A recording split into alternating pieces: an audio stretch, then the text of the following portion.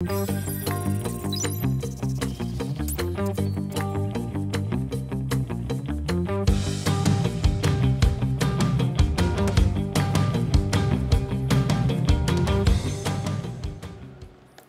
right. Good afternoon, everyone. Nice to see all of you here. And thank you for the introductions.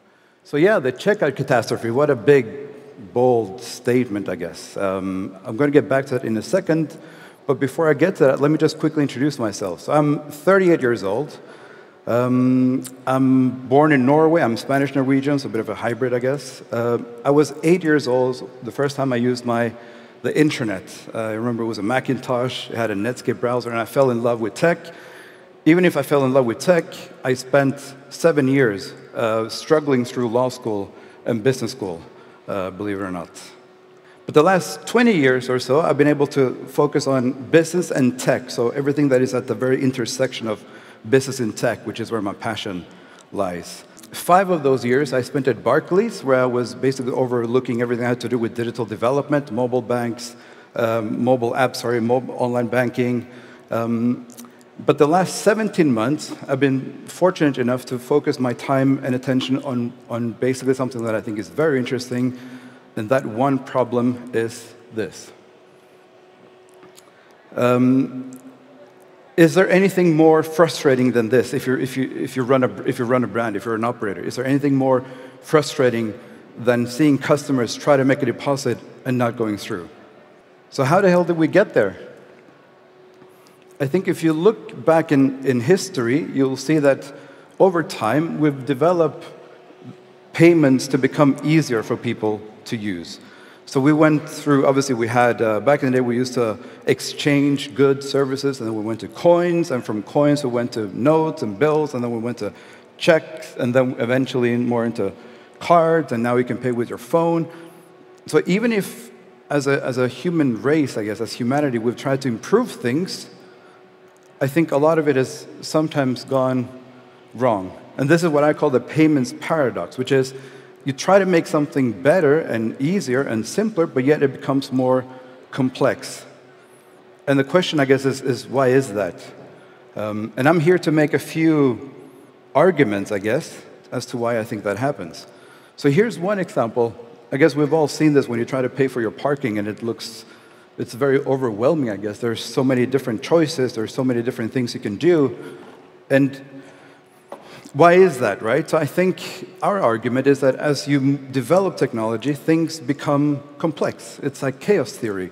And if we bring that into our industry, now this is just I'm certainly not going to name any brands, but if we look at how traditional cashiers look like, it's very complex. There's a bunch of different choices, payment methods, there's promotions, there's buttons that you can't really click, there's bonus codes. There's so much stuff happening, not to mention my special little shout out to the world's longest CVC field in the world, I guess. There's too much noise happening, and this is ultimately something we wanted to fix. So the question, I guess, is how do you fix something like that? So we believe in what we call empathy and care, which is basically design thinking. It's try to understand the need of the user. Try to understand what is the problem they're trying to solve. And we think the way you do that is by caring about your user, by using empathy, giving them the opportunity to voice their opinion, have user groups, observe what they do, track what they do. And we also think that caring about users is a long-term investment versus short-term profit maximization, which we don't believe in. And this reminds me of a quote, and I want to say this is about 2 years ago, made by a gentleman that I was lucky enough to meet backstage, and I guess we're all a bit of fanboys of him. And he introduced the concept of the golden rule, like how do you apply the golden rule into our industry? And I have one example that I think is relevant in terms of how companies can really do this. And my example is from a couple of years ago. So on September 7th, something happened. During the night, I live in Marbella, by the way. So during the night, someone broke into my house. They stole my laptop, my iPads, my phone, everything, including something which is very dear to my heart, the watch that I bought for my 21st birthday. So what happened? Obviously, as you do, you call the police, you get your, they come, they give you all the documents. I obviously went down to the authorized dealer, I gave them a copy of everything, and then basically forgot about the whole thing. Life's moved on, I guess, as it tends to do. Then a couple of years later, I want to say 4 years later, in May of 2020, I get a phone call. We found your watch. It's in London. Someone has tried to, brought it into the authorized dealer. They wanted to have it fixed, serviced.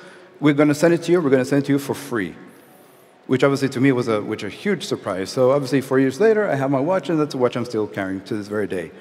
So I think that defines this company very well in terms of it's almost like their corporate DNA, like how they treat their customers. They do the right thing. So instead of going for the short, I guess, or the easy way, which it would have been to just take that watch, service the watch, charge, I don't know, 1,000 euros, and then, give it back to the client, they sent it back to me because they knew in their system my watch was stolen. So I think that's a good example and something that we try to bring in when it comes to how we do things in Fluid. But if we were to look at how are we doing as an industry, I would say not very good. Depending on how you look at it, about 85 to 90% of all complaints within iGaming is related to payments, which is huge, which is something that we obviously want to fix or mitigate.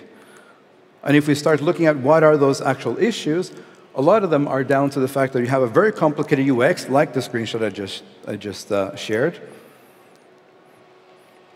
They're quite slow. You click deposit, it takes a few seconds before you see all the payment methods, which is not great. They're not context-aware, which means that it doesn't matter if you're a new user, returning user, VIP, whatever, it always looks exactly the same. And there is no possibility to track. You can't see what your users are doing. The other day, I was speaking to an affiliate. He said, I sent 100 players to his site. The next day, I see 10 successful deposits. What happened to the remaining 90? There's no way for them to know, did they open the cashier? Did they try to make a deposit? What happened? No way.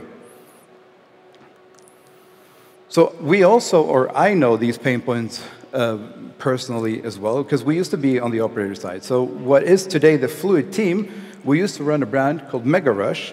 So we had this idea, like, we can do this better. We can improve the whole UX. We can make the best cashier in the world. And that is ultimately what Fluid is today.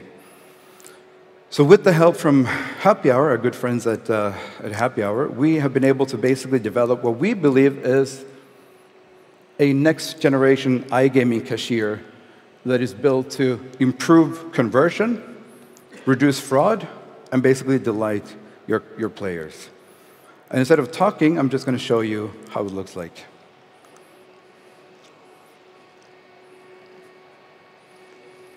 So when you make a deposit, we have a machine learning algorithm that checks for a bunch of different parameters, understands what should be a deposit amount, the suggested amount. We'll look at promotions, we'll look at history. Is this player likely to take a promotion, yes or no? We do a lot of magic, I guess, behind the scenes. In this case, there is a bonus that has been chosen, but it's 50% of the max available, so we try to incentivize the user to take the whole bonus, in which case, in this example, they did. They go to continue. Same with payment methods. We look at what are the most relevant payment methods for this particular user. We display them. The rest we hide in this beautiful-looking menu down there. Type in a credit card number. Or you can scan your card.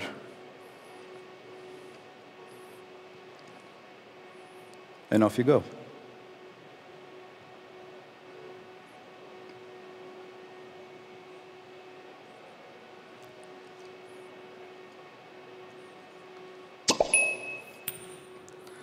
So I could talk about Fluid, I guess, all day, and as any entrepreneur will tell you, I mean, this is literally like my obsession. But in addition to obviously providing a nice wallet, we obviously also have a nice, beautiful backend, or control, as we call it. We have a middleware that allows you to talk to any payment orchestration tool, basically in the world. There's a lot more I could say, but I want to finish off with this. Do you want to improve conversion, reduce fraud? and delight your players, you should talk to us. And before I wrap up, because I see time's running out, and before I say thanks, I especially want to say thank you to the team. These are the guys that built Fluid. And this is my team. I'm incredibly proud of my team. I love them to death. Some of them are in this room, I think. And if you want to have a better UX, just come talk to us. Thank you.